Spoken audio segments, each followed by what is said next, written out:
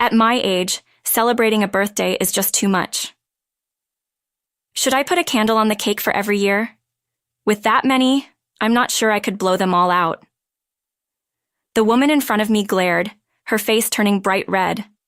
I wished she could understand my frustration. After all, my arms and legs were broken, and I was in pain all over, yet she just wouldn't let it go. But this ridiculous relationship will finally end. I hope she goes to hell. My name is Harper. I'm a 31-year-old office worker. After graduating from college, I got a job at a local company and met my husband Henry through a colleague. At first, he was just a quiet guy at the bar during our office parties. But after getting his contact from a colleague, he started reaching out, and we began going out for drinks and hanging out. One day, after a few such outings, a blushing Henry confessed his feelings for me. I felt the same way, so I happily accepted. After dating for a few years, he proposed.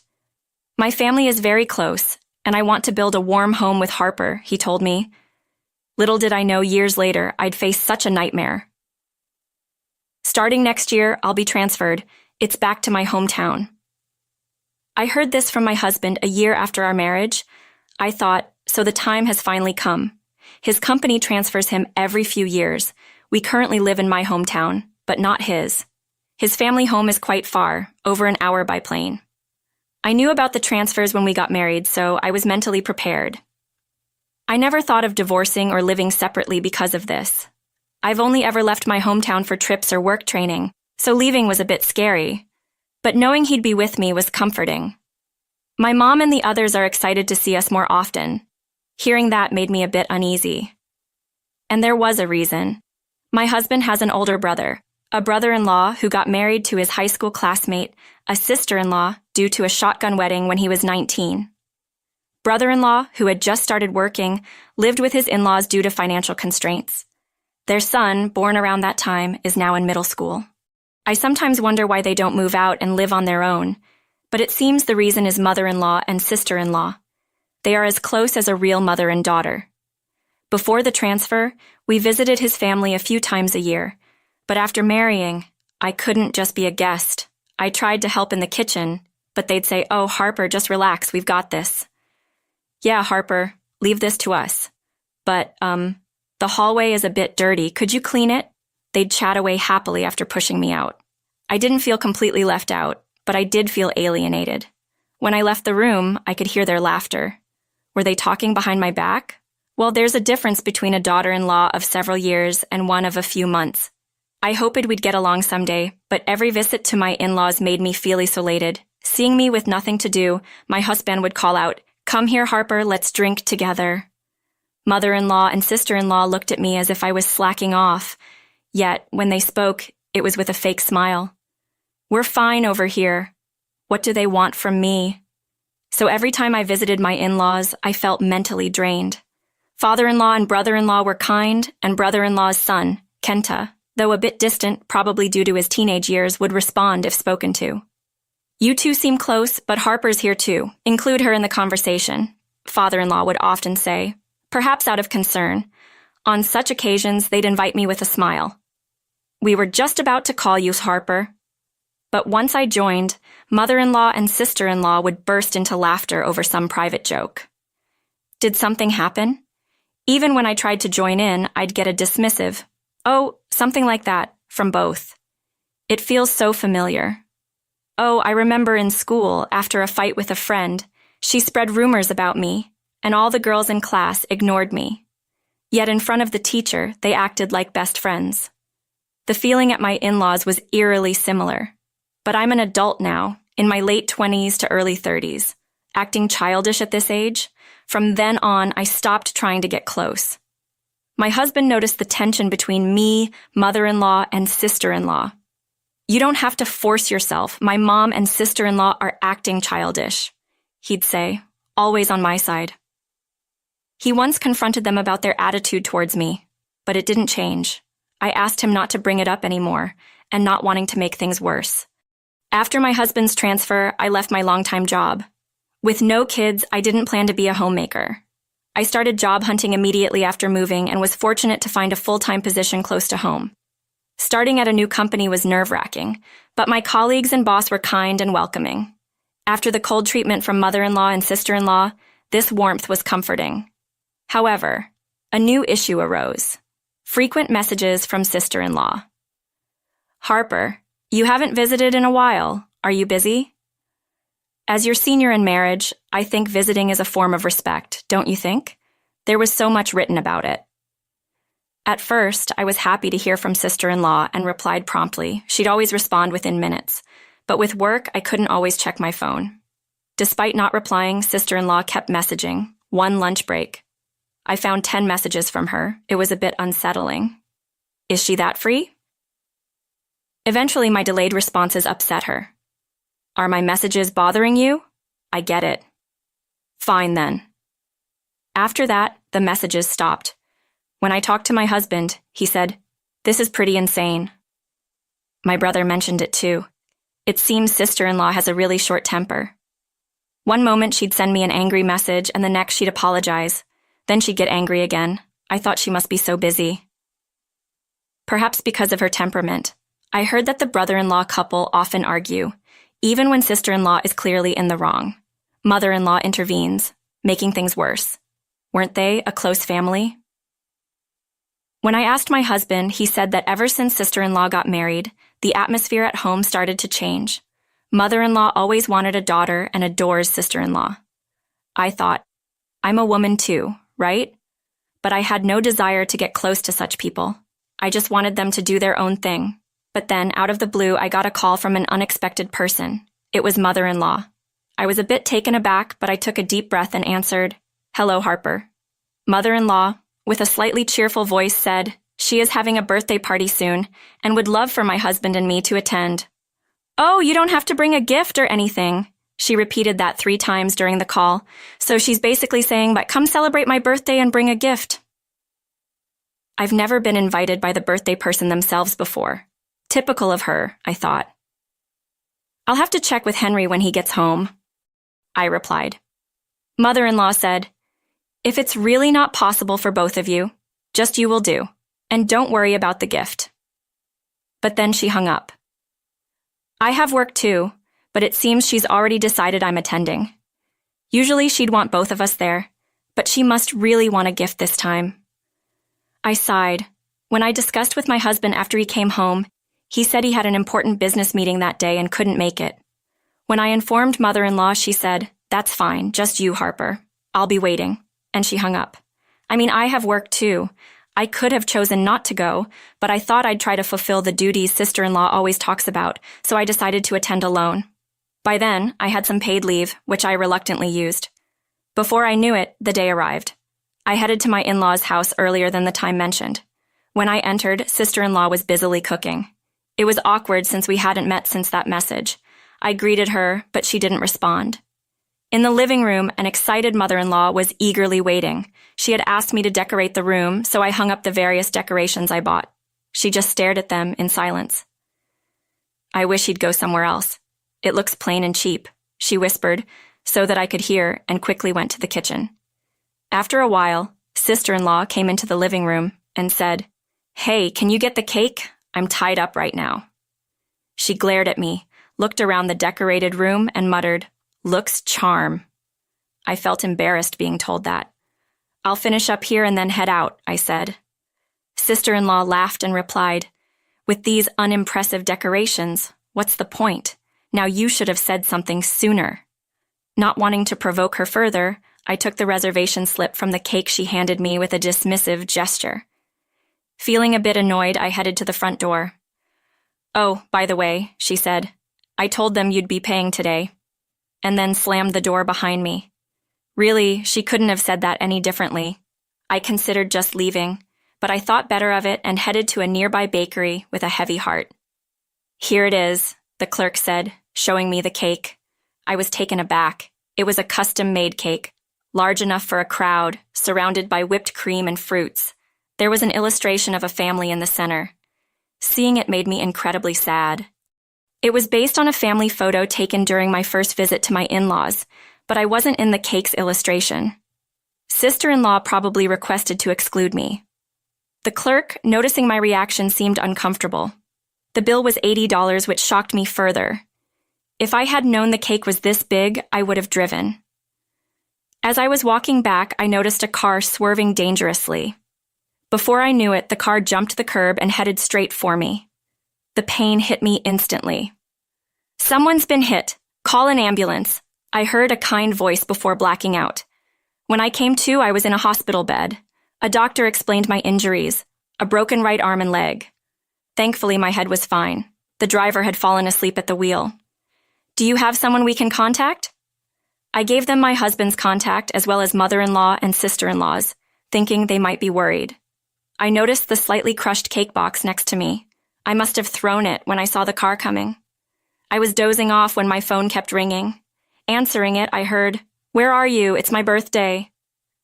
"I heard you had a minor accident, but you're okay, right? Hurry back and help with the preparations."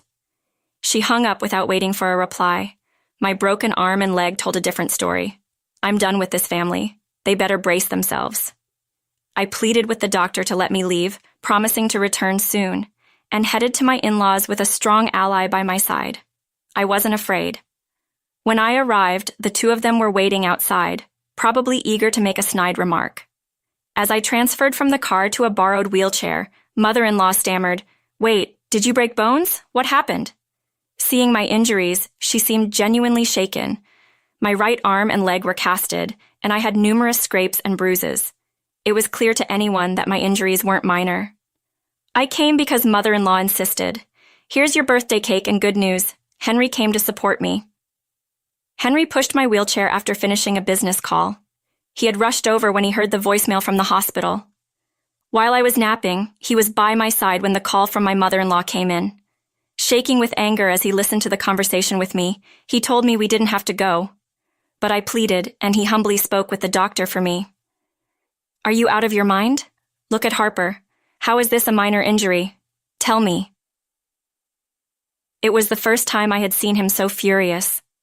My mother-in-law responded, "No, you've got it wrong. I don't like answering calls from unknown numbers. The only reason I picked up the hospital's call was..." She glanced sideways at my sister-in-law. It seemed she hadn't expected my condition to be this severe, and she hadn't anticipated my husband's arrival either. As she was at a loss for words, "Then what's all this commotion about?" came a voice. With that, my father-in-law and others emerged from the house. "What, Harper, you're seriously injured? I heard it was just a scratch from a fall." All eyes turned to my sister-in-law. "Well, anyone can mishear things." She tried to defend herself, but such a transparent lie, nobody would believe it. My brother-in-law said to her, "What were you thinking? Apologize to Harper." "Why should I apologize? I didn't hit her with my car," she retorted. What a way to dig her own grave. The story about a scratch from a fall was a lie she made up. Let's just move on. "Oh, want to see the cake? It's amazing," I said, and with my husband's help, I took the cake out of its box. Whether it landed just right or was secured really well, it was nothing short of a miracle. I was badly hurt, but the cake was nearly unscathed. Seeing the cake, my father-in-law and the others grew even angrier. "Hey, why isn't Harper in this photo?" Faced with this question, my sister-in-law, who had ordered the cake, desperately said, "Oh my, it must be the bakery's mistake. I'll call and complain." She tried to escape the awkward situation, but I stopped her. "Wait a moment, look at this," I signaled to my husband. In my phone's photo gallery was a picture given to me by a cake shop employee. It was probably the final design of the cake, and there was a big note saying, "At the customer's request, cut out this person." My sister-in-law hadn't noticed, but the cake shop employee told me, "Actually, I went to middle school with her. She used to ostracize me. She's still doing such childish things." She had given me the photo, saying I could use it if I wanted. "Sister-in-law, you're still doing your foolish things, even as an adult." Everyone glared at her, except for my mother-in-law. But she alone said, "Do you enjoy blaming her so much? She said it was a mistake. You're so unpleasant." She glared at me. Everyone wondered what she was talking about.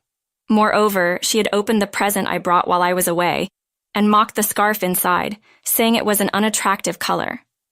That's too bad. We put so much thought into it, right, Henry? At my words, my mother-in-law looked puzzled. That's because the scarf was a gift my husband had spent an hour choosing at a department store since he couldn't attend today. My mom and I both love yellow. We used to say we were alike because of it when I was a kid. He shared such a heartwarming story with me, yet they treated him like this. My mother-in-law, trembling, shouted, "It's all your fault! Everything on such a special day." She was so loud and obnoxious that I retorted, "Act your age, it's just a birthday, are you nuts? Should we put a candle on the cake for every year you've been alive? I'm not sure you'd be able to blow them all out." I didn't regret saying it because today would be the last time I'd see my mother-in-law. "We're leaving, Mom. Sister, you two are out of your minds. We won't be coming back here. We don't want to see you again. We don't need any inheritance. Goodbye," Henry said, pushing my wheelchair away. The family he once loved was nowhere to be seen. He chose me over his own parents. That made me so happy. The aftermath was chaotic. My father-in-law offered my mother-in-law a divorce. She didn't accept easily, saying, "You should reconsider, father-in-law." I thought, how dare she? But then my sister-in-law chimed in, "Is this the time to worry about others?" My brother-in-law said to her, "What?" My sister-in-law looked puzzled as my brother-in-law, like my father-in-law, proposed a divorce. Apparently, my mother-in-law and my sister-in-law had been out partying from morning till night lately. My retired father-in-law took care of most of the household chores. He had been patient, thinking she had supported him for many years, but he was fed up with her attitude towards me and the fact that they had been neglecting their grandson, Kenta. Moreover, right after Kenta was born, my sister-in-law claimed she had postpartum depression and went back to her parents' house. It turned out she was lying and just wanted to party. When her parents found out, they disowned her. She had no place to go, so she clung to my mother-in-law. She also lied to my mother-in-law, saying I had bad-mouthed her. Mother-in-law easily believed that. I was dumbfounded when I heard this. I hope those two malicious women live happily ever after.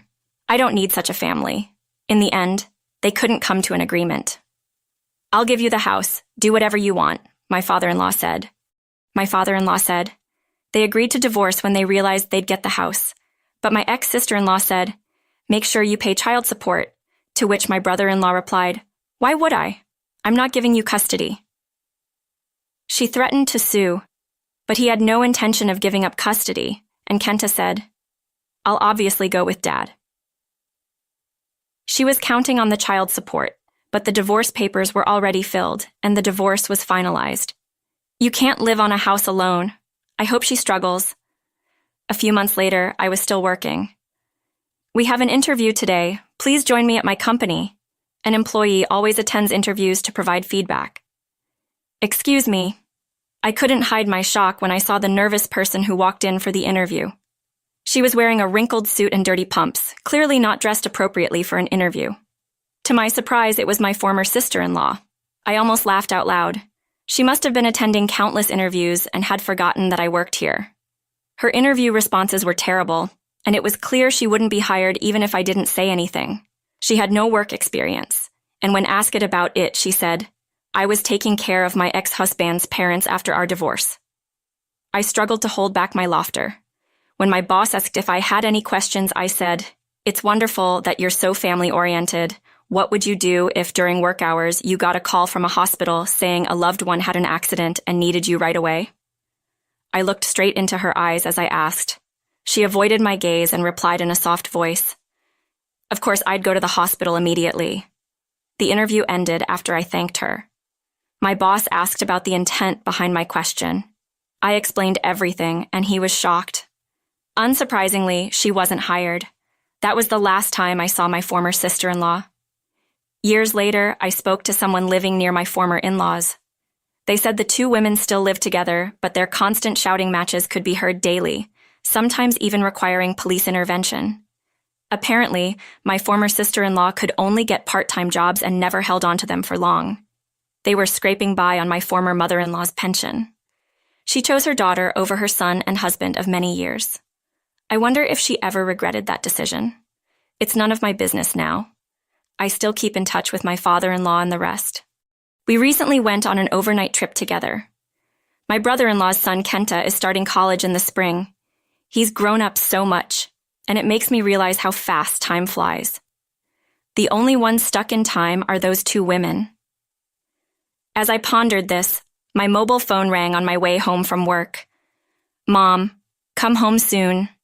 It was a call from my beloved daughter, who my husband, Henry, and I were blessed with. After everything, I couldn't help but smile. I'll be home soon, I replied, and hurried home to my loving family. All right, everyone's presentations are done, Nick, the manager, said as he tried to move the discussion forward. Excuse me, I haven't. I recently found out something. Nick interrupted me and began to speak. There's apparently someone in this department who didn't graduate high school and is just a part-timer. Meetings should be for employees only. Absolutely right. His lackey, Mike, of course, agreed with Nick. I'm leaving. After leaving the meeting room, I started to shut down my computer. I noticed that an email had arrived, not in my personal inbox, but in the company's shared email. Thinking, there's no point in speaking up, no one will listen, I went home quietly. The next day, I heard a commotion from Nick's desk. He was staring at his computer screen, his face pale. Nick, is something wrong? Mike looked at the screen with him. And he turned even paler than Nick. Why is he so angry? Knowing the reason for Mike's distress, I thought to myself, serves them right. My name is Adam. My mother passed away when I was in the 9th grade, and I was raised by my father. Well, you could hardly call it being raised. After my mother passed, my father changed. He drowned his sorrows in alcohol, and though he still went to work, he squandered our living expenses on horse racing. Because of that, I had to start working part-time as soon as I entered high school. Every month, I went to the convenience store with bills in hand that couldn't be auto-deducted from my father's account. Even though I endured it because I didn't want to be alone, I reached my limit in my 2nd year of high school and dropped out. I found a live-in job at a distant inn. Thank you for everything. The day I left home, my father, still staring at the TV, spoke. Take care. That was our last conversation. Back then, 18 wasn't the age of majority, so I needed my father's permission to work, and I couldn't hide my place of employment. Yet, my father never visited me even once. I kept working just to survive, and before I knew it, I was 42. Years of hard work paid off, and I was transferred to the headquarters. I was thrilled to be recognized by the company, as I thought I'd be working in the field until retirement due to my lack of formal education. Listen up. Our work can change the future of our employees. Don't drag us down. On my first day after the transfer, Nick, dressed in an expensive suit, spoke sternly. There was a reason for this. Our inn was located in a prominent tourist destination, known so well that everyone in the state could sing its commercial jingle. At its peak, we had 5 locations within the state. But that was long ago. Due to financial difficulties and aging facilities, only the place where I had worked for many years and the original establishment remained. I was prepared to lose my job anytime, but now there was a glimmer of hope. With the rise of social media, the tourist area where the inn was located started gaining attention again. Depending on how hard the sales department, where I was transferred, worked, we could either thrive or be forced to give up this prime location to the new hotel chains continuously popping up. For Nick, who had switched careers from another industry to strengthen our sales, this was a battle he couldn't afford to lose. I understood why he had to be strict. I will do my best. Nick sneered at my enthusiastic declaration. Did you not hear what I said? I'm sorry. I thought I was listening carefully. Out of habit from years of customer service, I apologized reflexively, though I had no idea what had offended him. Someone was watching me with a smirk. In this department, there are those who are expected to excel and those who have been shoved here because they have nowhere else to go. You are the latter. It was Mike, the section chief. He's 7 years younger, at 35. But he was called to headquarters much earlier than I was and had been moving around within the headquarters ever since. I'm not jealous, but I can't accept that he's my boss.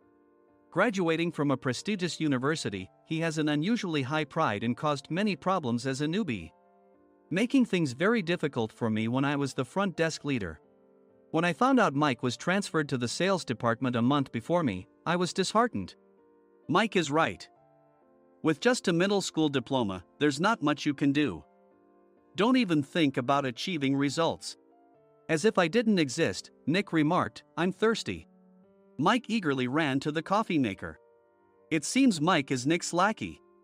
I regretted being happy about my transfer to headquarters, wishing I had stayed on site forever. Send a direct mail to every company on this list by the end of the day. Nick only assigned me tasks that even a new graduate could handle. What? There are over 1,000 companies. You want me to send to all of them by today? Yes, if you and your fellow misfits split the work, even those with nowhere else to go should finish by today. I glanced at the employees typing away expressionlessly. They were worn out from customer service, only thinking about leaving on time, or were women reassigned after having children. With zero motivation for work. Even Sam, a new graduate from the same university as Mike, who was supposed to be among the expected achievers, had no enthusiasm for the job. Having joined the company wanting to do customer service. I don't care what they say, I plan to quit anytime, he said. Only Nick and Mike were highly motivated, making all the decisions between the two of them. I originally only wanted to work at the inn to survive and had no particular attachment to this job. I swallowed my words, thinking I had no right to reprimand them. About a month after the transfer, Nick told us with a frustrated look. To commemorate the 50th anniversary, we've decided to create a plan exclusive for one group per day. Originally, Mike and I were supposed to come up with it, but our president, Mr. Thompson, insists on hearing everyone's opinions. So, you all get a chance. As Nick explained, Mike began handing out prints. Make sure not to embarrass Nick. If your ideas are half-baked, you'll have to redo them. It seemed that they had printed his handwritten notes by Mr. Thompson, which included several questions and a section for free responses. It made sense why Nick had to seek our input, given that all responses had to be submitted to Mr. Thompson. We were given a week to think about it, and a meeting was scheduled to compile our ideas. My plan is to let guests enjoy both the old and modern America. Nick began the presentations. Guests would watch a master confectioner at a nearby traditional sweet shop make sweets in front of them. The welcome drink would be premium tea in a bottle. Nick's plan was certainly attractive. After his presentation, Nick called on us to present in the order we were seated. Just as I stood up for my turn. All right, everyone's presentations are done. Excuse me, I haven't. I recently found out something. Nick interrupted me. There's someone in this department who didn't graduate high school and is just a part-timer. He was likely talking about me. I joined the company as a part-timer and was made a full-time employee when I turned 20. That was 20 years ago, so Nick and Mike probably had no chance to know until recently. Meetings should be for employees only. Absolutely right. After that, Nick kept creating opportunities to solicit everyone's opinions, purposefully excluding me from speaking. The meeting unexpectedly heated up and went past the scheduled end time. A few people asked to leave, and the discussion continued with the remaining few. Still here? Normally, you'd leave in that situation. Though I had no attachment to the job initially, hearing kind words from customers made me want to make them happier. For someone like me, with nowhere to go, the inn was my home and customer service was my life. I felt pathetic about my current self. I'm leaving. I left the conference room and started shutting down my computer. I noticed an email had arrived, not in my personal inbox, but in the company's shared email. Thinking no one would listen to what I had to say anyway, I quietly went home. The next day, while preparing the DM as instructed, I heard a commotion from Nick's desk. In his haste to stand up, he hit his knee on the desk. He stared at his computer screen, his face pale. Nick! What's wrong? Mike, thinking he should be the first to rush over, approached Nick while still wearing his coat. He peered at the screen with Nick. And he turned even paler than Nick. Why is he so angry? Who is responsible for this company? Nick, more irritated than ever, asked, and Mike answered without checking. Probably Sam. Sam wasn't there because he was attending a morning training session for new hires. Nick gave up on getting angry and returned his gaze to the screen. They were looking at an email that arrived right after the end of the working day yesterday. Apparently, no one, including me, had checked it before leaving. The email was from a large company that used us for their annual employee trips. The president and executives of that company also frequently used our services personally. President of the company, Mr. Mason himself had declared that neither he nor his company would ever use our services again. Well, some companies cancel their employee trips or stop using our services due to financial struggles. Let's just move on. Mike kept wiping the sweat from his forehead with a handkerchief. Knowing why Mike was so agitated, I quietly watched their interaction. Do you know how much revenue we get from that company? We can find other guests to fill the rooms, but we'll lose the banquet costs, gift shop revenue, rental car fees, and more. Moreover, the gifts were supposed to be prepared by the traditional confectionery shop involved in Nick's proposed plan. If it's known that we incurred such a huge loss at this critical time, Nick's position in the company would be jeopardized. Nick took a deep breath, seemingly trying to calm himself. All right, Mike. Go to New York right now and apologize to Mr. Mason. What? You're coming with me, right? I have urgent work to do. I trust you, which is why I'm entrusting this to you. Please. Mike, believing Nick's sincerity, agreed with a determined look on his face, saying, yes. That's Nick for you. Even if Mike went to apologize, Nick would shift all the blame onto him if the client didn't change their mind.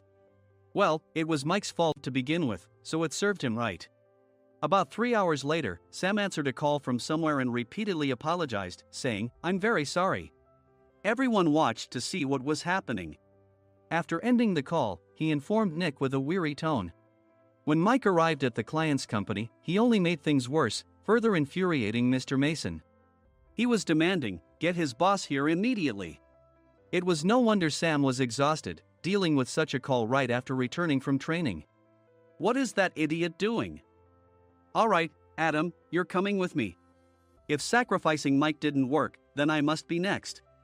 Normally, I'd want to refuse at all costs, but I saw an opportunity in this situation. If I can be of assistance, I'd be happy to join you. I immediately followed Nick, and we flew to New York. When we introduced ourselves at the reception, it became clear how serious the situation was. As the receptionist personally escorted us to the president's office. Angry voices leaked through the door, making both Nick and me uneasy.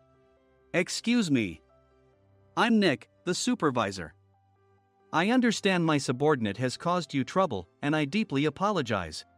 Nick, with his experience in the corporate world, knew enough to offer an apology before excuses. However, his customer service skills left much to be desired. I sighed as I saw Mike trembling like a small dog in the corner of the room.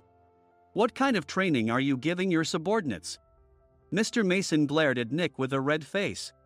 The intensity of his gaze made even Nick take a step back. Regrettably, I joined this company only 2 years ago and was unaware of Mike's issues. I should have identified his shortcomings sooner. Indeed. I should have realized sooner. No sensible person would come to apologize and then give a lengthy presentation on the drawbacks of not using their in. Nick froze, his mouth slightly open. Suspecting the worst, I picked up the documents that had fallen to the floor. It seemed Mike hastily prepared these documents on the plane, listing the disadvantages. Disadvantage 1, if you change the venue for the company trip, employees might suspect it's for cost-cutting reasons, leading to a negative impression. Reading it aloud half-jokingly, Nick snatched the papers from my hand and checked the contents with a furious expression. Among the stack of documents was a receipt from a nearby convenience store's copy machine. I felt a pang of dread, hoping he hadn't shown the receipt as well. What do you think he said when I asked what kind of nerve he had to do this? I'm very sorry. Faced with the dire situation, Nick must have thought there was nothing left to do but apologize. In a voice smaller than I'd ever heard from him, he uttered words of apology. He said, I'm a Harvard graduate. I don't believe I said anything wrong. Mike. What have you done? Forgetting his plan to pin the blame on Mike, Nick yelled loudly, even in front of Mr. Mason. I didn't do anything wrong. You're still saying that? Look at him. Mike pointed at me with a shaking hand. I was assigned to headquarters in my 20s and now I'm a section chief. This guy only made it to headquarters at 42. Everything I've done proves I was right. So why are we losing the contract? Having said his piece, Mike collapsed to the floor. Of course. You were sent there because you had nowhere else to go. Mike never expected to hear such words from someone he looked down upon. He lunged at me, and Nick hurriedly stepped in to stop him. Mr. Thompson told me Mike is a quick thinker, and to take good care of him. There's no way he was pushed aside. Don't make things worse here.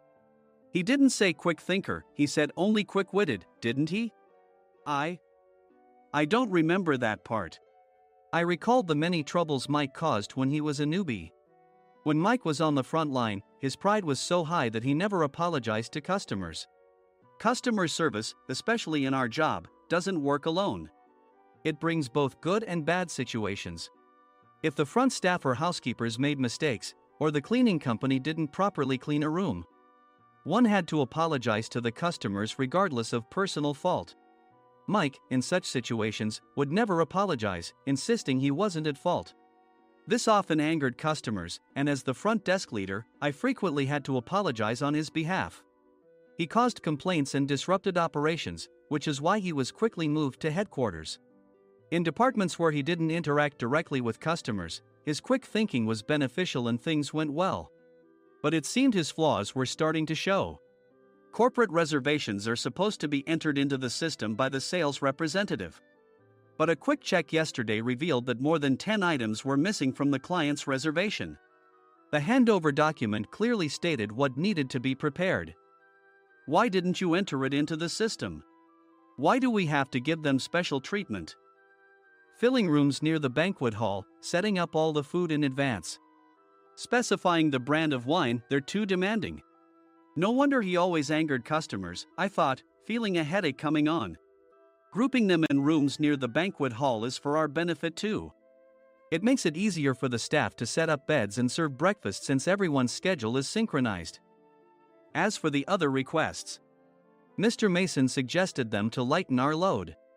I didn't know that. Nick finally seemed to realize that Mike was the one who had angered the client. What did you say to them? I just told them we wouldn't give them special treatment anymore. We shouldn't waste effort on things that don't bring in money. I was utterly exasperated at his lack of understanding of customer service. Of course, we shouldn't comply with unreasonable demands. But carrying over successful practices from past stays makes customers feel remembered and enhances their experience. Good memories encourage repeat visits. That's part of our job. I looked down at Mike, who was sitting on the floor. In our job, nothing is a waste. Mr. Thompson likely moved you to the sales department, hoping you'd finally understand this. How do you think he feels now that you've failed to meet his expectations? Mike, tears in his eyes, fled the president's office. I was amazed he still hadn't apologized. You have it tough, Adam. It's okay, we're all employees of the same company. I deeply apologize for this disrespectful incident. Especially after all the care you've shown us. If it weren't for you, Adam, I really would have stopped staying here.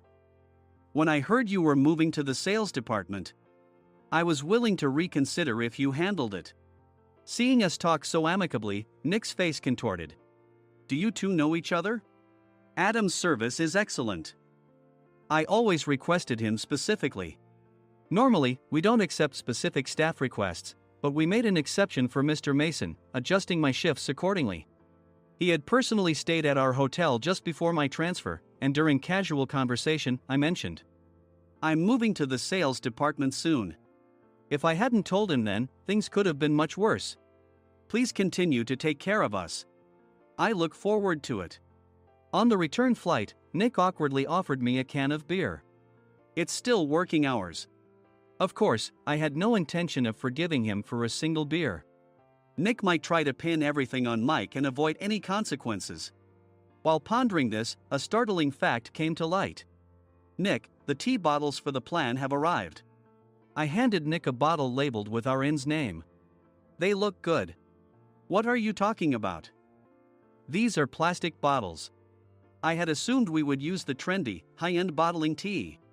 But what arrived were ordinary plastic bottles of tea with customized labels.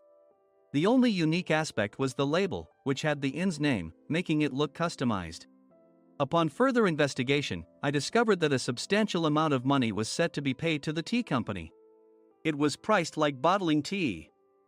Does this plastic bottle really cost $100 each? The tea inside is specially blended for us. The extra cost is for that. Wouldn't it be better to use another tea company? Or is there a specific reason we must use this one? As Nick continued to make excuses, I showed him a printed email. I informed the tea company's president, Mr. Mitchell, that we discovered irregular payments and he confessed. He said you two were high school classmates and planned to split the extra money. That idiot. Why did he confess? That's not important. You should worry about yourself, this could turn into a police matter. Opening the bottle cap, I suggested. How about calming down with this tea? It supposedly has a relaxing effect. Nick drank the tea frantically. In the following days, decisions were made about their fates. Mike was reassigned to the General Affairs Department, with no chance of transfer or promotion, as per Mr. Thompson's orders. As for Nick, since the payment to the tea company hadn't yet been made, he narrowly avoided legal trouble. Instead, he was encouraged to leave the company, and to avoid further complications, Nick submitted his resignation. Rumor has it that connections between HR departments have made it difficult for him to find new employment. Even though it was good to have those two gone, something unexpected happened in the sales department. Everyone became motivated and united in refining the 50th anniversary plan. In the end, my plan was adopted. We collaborated with the Tourist Information Center to provide personalized guides. The plan, tailored to the number of guests, was truly special for the 50th anniversary. Hey, is Adam's family coming to stay? I immediately booked that special plan for my family.